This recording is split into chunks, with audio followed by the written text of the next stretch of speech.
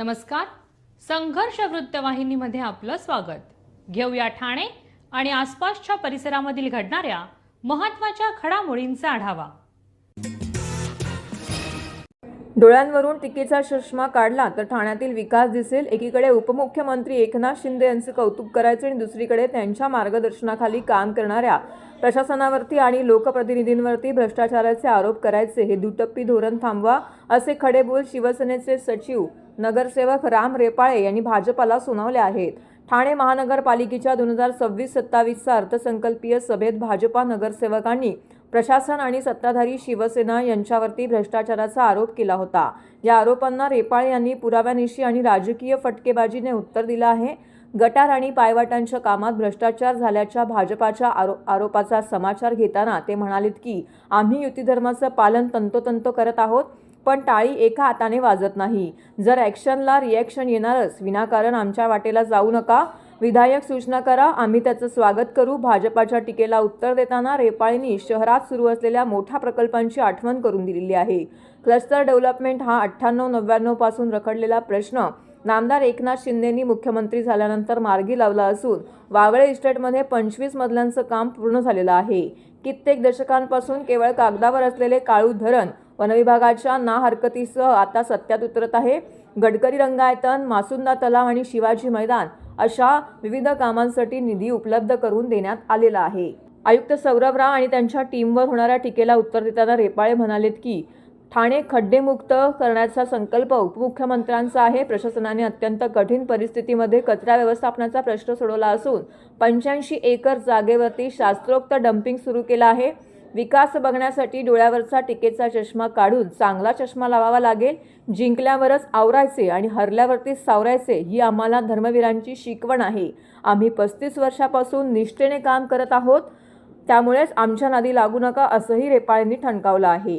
अर्थसंकल्पीय भाषणामध्ये आणि अगोदर काही सदस्याने की 2,500 कोटीचा गटार पायवाटा घोटाळा आणि मथळेच्या मथळे वृत्तपत्र छापून आली आणि प्रशासनावर आणि आमच्यावर आरोप करण्याचा प्रयत्न काही लोकांनी केला. त्यांना उत्तर देण्याचं काम आम्ही केली. वस्तुस्थिती सांगितली गेली की 2,500 कोटी नाही, हा आकडा आला कुठून. ॲक्च्युली 133 कोटी, तेही पूर्ण ठाणे शहरामध्ये तो आदरणीय एकनाथजी शिंदे साहेबांनी 2021 पासून ते 26पर्यंत दिलेला आहे. तर त्याच्यामध्ये घोटाळ्याचा विषय येत नाही. सर्वपक्षीय लोकांना आणि ठाणे शहराच्या विकासासाठी हा निधी दिला आहे आणि तो चांगल्या पद्धतीने इम्प्लिमेंटेशन त्याचं झालेलं आहे आणि ठाणे बदलतं आहे. तेव्हा शीर्षकच होतं मुख्यमंत्र्याचं ठाणे बदलतं आहे आणि साहेब मुख्यमंत्र्याच्या रूपाने पहिल्यांदा ठाणेकरांना मुख्यमंत्री पदाचा लाभ झाला आणि मग झपाट्याने ठाणे बदलू लागलं, ठाण्याचा विकास होऊ लागला. परंतु काही लोकांच्या डोळ्यात ते खुपलं असं मला वाटतं. त्याच्यामुळे काहीतरी जाळ्याचा वास आला असं आम्हाला वाटतं. मग म्हणून वस्तुस्थिती सांगण्याचा मी त्याच्यामध्ये प्रयत्न केलेला आहे की 2,500 कोटीचा कुठेही गटार पायवाटा झालेला नाही आहे. 133 कोटीचा जो निधी आला तो 4-5 वर्षाचा निधी पूर्णपणे ठाणे शहरामध्ये वापरला गेला. ठाणे शहराचा विकास झाला. नुसतं गटार पायवाटाला नव्हे तर पूर्ण ठाणे शहराच्या विकासासाठी आदरणीय एकनाथजी शिंदे साहेबांनी हजारो कोटीचा निधी दिला, जो आत्तापर्यंत कोणीही दिला नव्हता. आणि मग ठाणे झपाट्याने बदलू लागलं आणि सर्व नागरिक मुंबईनंतर ठाणेकरांना ठाणे शहराला पसंती देऊ लागले आणि आपण बघताय विकास किती झपाट्याने होतो आहे. आता ठाणे बोरवली जो टनेल होतो आहे, खूप सुंदर असा 15-20 मिनटात जातो.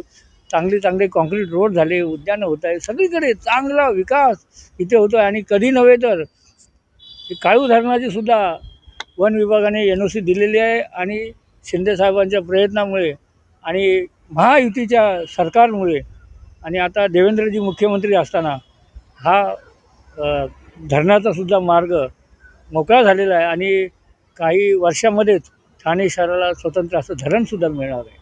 त्यामुळे विकास खूप चांगल्या पद्धतीने झालेला आहे आणि आम्ही महायुती धर्म पाळणारे सगळे शिवसैनिक आहोत आणि आम्हाला स्पष्ट आदेश आदरणीय एकनाथजी शिंदे साहेबांचे, आमच्या पक्षप्रमुखांचे आहेत की युती धर्म पाळायचा आणि त्याचं तंतोतंत पालन शिवसेनेकडून होतं आहे.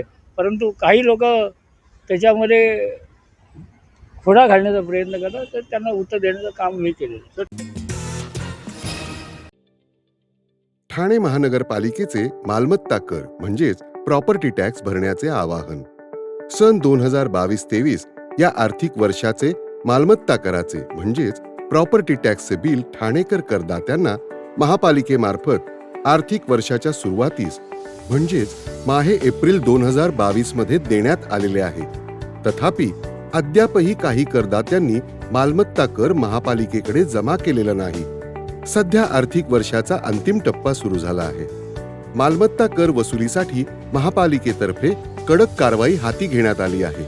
या अंतर्गत जंगम मालमत्ता, टीव्ही, फ्रीज, वाहन व इतर जप्त करणे तसेच स्थावर मालमत्ता वॉरंट बजावून जप्त करण्यात येत असून मालमत्तेचा जाहीर विक्रीद्वारे लिलाव करून कराची रक्कम वसूल करण्यात येत आहे. मालमत्तेस पाणी पुरवठा करण्यात येणारे नळ संयोजन खंडित करण्यात येत आहेत. त्याचप्रमाणे थकीत मालमत्ता करावर 2% व्याज आकारले जात असल्याने भरावयाची रक्कम वाढत आहे. आपला मालमत्ता कर propertytax.thanecity.gov.in या लिंकद्वारे तसंच गुगल पे, फोन पे, पेटीएम याद्वारे ऑनलाईन पद्धतीने करण्याची सुविधा उपलब्ध करून दिली आहे. शनिवार, रविवार व सार्वजनिक सुट्टीच्या दिवशी नागरिकांना मालमत्ता कर भरणे सोयीचे व्हावे याकरता महापालिकेचे मालमत्ता कर संलग्न कार्यालय या दिवशी कार्यान्वित ठेवण्यात आलेले आहे. तरी मालमत्ता कर वसुलीची अप्रिय कारवाई टाळण्याच्या दृष्टिकोनातून मालमत्ता कर भरून महापालिकेस सहकार्य करावे. धन्यवाद. ठाण्यातील ब्रह्मांड जंक्शन येथील पादचारी पुलावरती गर्डर उभारणीचं काम हाती घेण्यात येणार असल्याने घोडबंदर रोडवरती 8 ते 10 मे दरम्यान वाहतुकीत बदल करण्यात आले आहेत. ठाणे पोलीस आयुक्तालयाच्या निर्देशानुसार वाहतूक विभागाचे पोलीस उपायुक्त पंकज शिरसाट यांनी कासारवडवली वाहतूक उपविभाग हद्दीमध्ये वाहतूक बदलाची अधिसूचना जारी केलेली आहे. घोडबंदर रोडवरील ब्रह्मांड जंक्शन येथे मुल्लाबाग बस डेपोजवळील foot over bridge RPS-PRS joint venture private limited यांच्या वतीने गर्डर उभारणीचं काम करण्यात येणार आहे. हे काम 8 मे ते 10 दरम्यान सुरू राहणार आहे. त्यामुळे वाहतुकीत बदल करण्यात आलेले आहेत. 10 मे रोजी सकाळी 6 वाजल्यापासून वाहतूक या ठिकाणी सुरू होणार आहे. या कालावधीत वाहतूक कोंडी टाळण्यासाठी आणि वाहतूक सुरळीत ठेवण्यासाठी या मार्गावरती प्रवेशबंदी लागू करण्यात आलेली आहे. तरी जड आणि अवजड वाहनांनी या कालावधीत या मार्गावरून प्रवास करणे टाळावे असं आवाहन वाहतूक विभागाकडून करण्यात आलेलं आहे. दरम्यान ही वाहतूक अधिसूचना पोलीस वाहने, अग्निशमन दल, रुग्णवाहिका, ग्रीन कॉरिडॉर, ऑक्सिजन गॅस वाहने तसेच इतर अत्यावश्यक सेवेतील वाहनांना लागू राहणार नसल्याचं वाहतूक विभागाने नमूद केलंय. घोडबंदर रोडवरील ब्रह्मांड सिग्नलकडून मानपाडा ब्रह्मांड सिग्नल मार्गे कापूरबावडी मार्गे जाणाऱ्या सर्व प्रकारच्या वाहनांना प्रवेश बंद करण्यात आलेला आहे. तसेच MG मोटर शोरूम मानपाडा येथून मानपाडा ब्रिजवर जाणाऱ्या वाहनांनाही MG मोटर शोरूम मानपाडा येथून मानपाडा ब्रिजवर जाणाऱ्या वाहनांना देखील ब्रिज चढणीवरती प्रवेश बंद असेल. तर घोडबंदर रोडवरून येणाऱ्या वाहनांनी मानपाडा ब्रिज लगतच्या स्लीप रोडने नागोरी टी स्टॉलजवळ डावीकडे वळून टिकुचिनीवाडी सर्कल मार्गे वेरियंट निळकंठ ग्रीन समोरील रस्त्याने मुल्लाबाग कट मार्गे इच्छित स्थळी जावं असं वाहतूक विभागाने स्पष्ट केलं आहे. ठाणे महानगरपालिकेच्या माध्यमातून जनगणनाच्या 2027च्या पहिल्या टप्प्यातील स्वगणना प्रक्रियेचा शुभारंभ राज्याचे उपमुख्यमंत्री एकनाथ शिंदे यांच्या हस्ते महापालिकेतील कैलासवासी नरेंद्र बल्लाळ सभागृहामध्ये करण्यात आला आहे. महापौर शर्मिला पिंपोळकर व उपमहापौर कृष्णा पाटील यांनी स्वतः स्वगणना केली.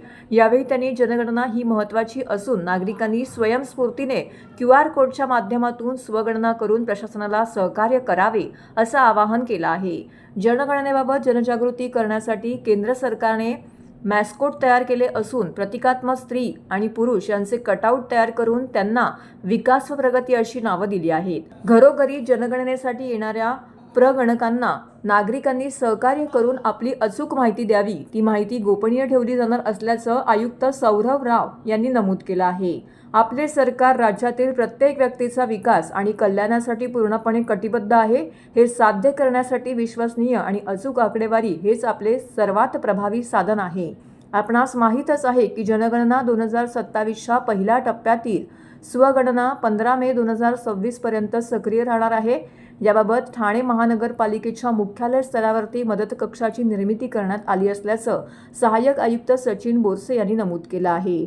तसेच शहरात विविध ठिकाणी QR कोड लावण्यात आले असून QR कोड स्कॅन केल्यानंतर येणारी सर्व माहिती नागरिकांनी भरून स्वगणना करावी व स्वगणना केल्यानंतर नागरिकांना प्राप्त होणारा क्रमांक हा जनगणनेसाठी घरी येणाऱ्या प्रगणकांना द्यावा, असंही बोरसे यांनी नमूद केलं आहे. वनविभागाने अचानक बंद केलेल्या पायवाटेमुळे सुमारे 400हून अधिक कुटुंबांची मोठी गैरसोय झाली होती. गेली 60 वर्षे या मार्गाचा वापर नागरिक, रुग्णवाहिका, शाळा, बस, अग्निशामक दल तसेच महानगरपालिकेची विविध वाहने करत होती. मात्र वनविभागाने गेट लावून हा मार्ग बंद केल्यानंतर शेकडो नागरिकांना पायी प्रवास करावा लागत असून आपत्कालीन परिस्थितीतही वाहनांना प्रवेश मिळणं कठीण झालं होतं. त्यामुळे परिसरातील नागरिकांमध्ये तीव्र नाराजी होती. भाजपाच्या खोपट येथील कार्यालयात आयोजित आमदार संजय केळकर यांच्या जनसेवकाचा जनसंवाद या कार्यक्रमामध्ये लोकमान्य नगर पाडा 4 मधील रहिवाशांनी भेट घेऊन आपली व्यथा मांडली. नागरिकांच्या समस्या ऐकल्यानंतर तात्काळ वनमंत्री गणेश नाईक यांच्याशी पत्रव्यवहार करून संबंधित वन अधिकाऱ्यांची थेट चर्चा करून नागरिकांना दिलासा देण्याची विनंती केली. ही चर्चा सकारात्मक झाली असून आवश्यक अटी शर्तीसह ही पायवाट लवकरच नागरिकांसाठी खुली होणार असल्याचं स्पष्ट झालंय. सामान्य नागरिकाच्या दैनंदिन आयुष्याशी संबंधित प्रश्न सोडवणे हेच लोकप्रतिनिधी म्हणून माझं कर्तव्य आहे. लोकमान्य नगरवासियांना दिलासा मिळावा आणि कोणत्याही आपत्कालीन परिस्थितीमध्ये अडथळे निर्माण होऊ नयेत यासाठी सातत्याने पाठपुरावा करणार आहेत. जनसेवकाच्या जनसंवाद कार्यक्रमात RTI, शाळा, प्रवेश, पुनर्विकास, वनविभाग, आर्थिक फसवणूक इत्यादी विविध विषयांवरही नागरिकांनी निवेदन सादर केली. यावेळी सर्वांनी आमदार संजय केळकर यांचे आभार देखील मानले. हजारो तरुणांना सैन्य दलात भरती होण्यासाठी मार्गदर्शन करणारे, शिस्त, देशप्रेम आणि सेवाभावाची प्रेरणा देणारे ज्येष्ठ निवृत्त सैनिक अधिकारी मेजर सुभाष गावंड यांचं वयाच्या 88व्या वर्षी निधन झालं आहे. त्यांच्या निधनामुळे ठाण्यातील सामाजिक, शैक्षणिक आणि माजी सैनिक क्षेत्रामध्ये हळहळ व्यक्त होत आहे. त्यांच्या निधनाने ठाण्यामध्ये प्रेरणादायी व्यक्तिमत्व गमावल्याची भावना व्यक्त होतीये. ठाण्यातील उपवन येथील गावंडबाग परिसरातील राहत्या घरातून दुपारी 12:30 वाजता त्यांची अंत्ययात्रा काढण्यात आली. मेजर गावंड हे ठाण्यातील रहिवासी होते. त्यांचे शालेय शिक्षण न्यू इंग्लिश स्कूलमध्ये तर महाविद्यालयीन शिक्षण माटुंगा येथील रामनारायण रुईया महाविद्यालयात पूर्ण झाले. विद्यार्थी दशेतच त्यांना NSCची आवड निर्माण झाली होती. राज्यस्तरीय लाईट मशीन फायरिंग स्पर्धेमध्ये त्यांनी बेस्ट शॉट करंडक पटकावला होता. याच काळामध्ये त्यांच्या मनात सैन्य दलात जाण्याची प्रेरणा निर्माण झाली. 1960 साली ते डेहराडून येथे भारतीय सैन्य दलात अधिकारी म्हणून रुजू झाले होते. 8व्या बटालियन महार रेजिमेंटमध्ये सेकंड लेफ्टनंट म्हणून त्यांनी कारकीर्द सुरू केली. 1962 मधील भारत-चीन युद्ध तसेच 1965 आणि 1971च्या भारत-पाकिस्तान युद्धात त्यांनी सक्रिय सहभाग घेतला होता. नागा आणि मिझो बंडखोरांविरोधातील मोहिमांमध्येही त्यांनी उल्लेखनीय कामगिरी बजावली होती. तब्बल 22 वर्षाच्या सैनिक सेवेमध्ये त्यांनी 21 वर्ष मेरिट पदकांसह अनेक सन्मान प्राप्त केले आहेत. मेजर गावंड यांनी सामाजिक क्षेत्रातही मोठं योगदान दिलंय. सैनिक वेलफेअर बोर्ड ऑफ ठाणेचे उपाध्यक्ष म्हणून महाराष्ट्र शासनाने त्यांची नियुक्ती केली होती. पोलीस कोमी एकता समिती, नॉर्थ बॉम्बे मर्चंट असोसिएशन तसेच नागरी संरक्षण व्यवस्थेतही त्यांनी विविध जबाबदाऱ्या सांभाळल्या. त्यांच्या वैयक्तिक आयुष्यातही अनेक दुःखद प्रसंग आलेले आहेत. कोविड काळात त्यांच्या मुलाचं निधन झालं होतं, तर 2 वर्षांनी पत्नीचंही निधन झालं. पश्चात एक मुलगी आहे. त्यांच्या निधनाच्या वृत्तानंतर उत्साहाचा धबधबा आटला अशा शब्दामध्ये भावना व्यक्त होत आहेत.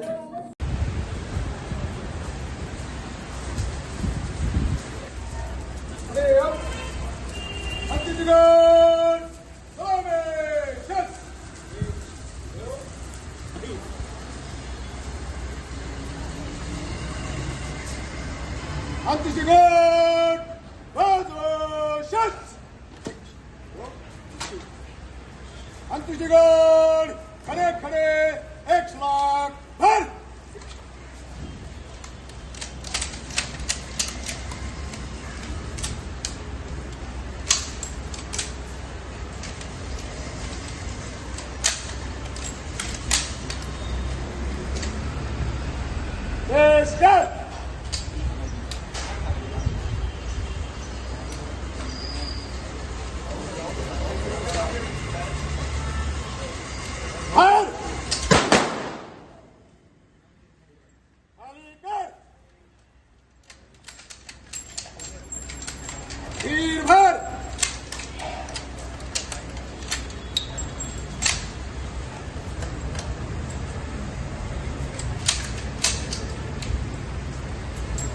प्रवेश कर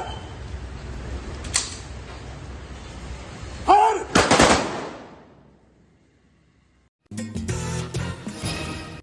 तर हे होतं संघर्ष वृत्तवाहिनीचं आजचं बातमीपत्र.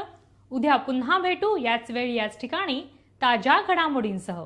तोपर्यंत नमस्कार.